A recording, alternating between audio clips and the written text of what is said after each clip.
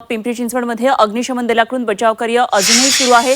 जेसीबीच्या सहाय्याने बचाव कार्य आता केले जात आहे आणि याविषयी पीसीएमसीच्या अग्निशमन दलाच्या अधिकाऱ्यांबरोबर बातचीत केली आमचे प्रतिनिधी चंद्रकांत फुंदे यांनी।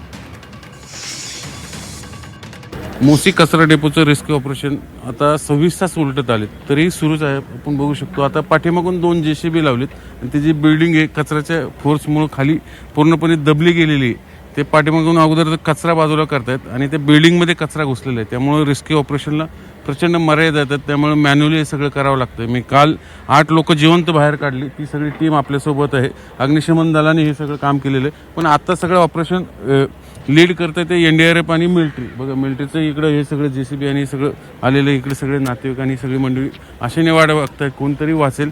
सर काल तुम्ही 8 लोक जिवंत काढली होती, आज काय आशा आहे?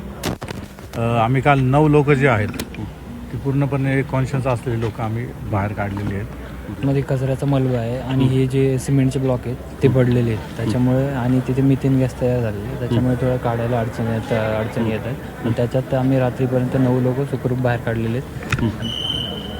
आम्ही या साईडनी जो ओपन स्पेस होता तिथे डायमंड कटरच्या साह्याने एक त्रिकोणी आकाराचा कट मारून आतमध्ये आम्ही एंटर केलं। त्याच्यानंतर आतमधली परिस्थिती बघून काय अडचणी येतील अडथळा बाजूला करून आम्ही 9 लोकांना बाहेर सुखरूप काढण्यात आम्हाला यश आलेलं।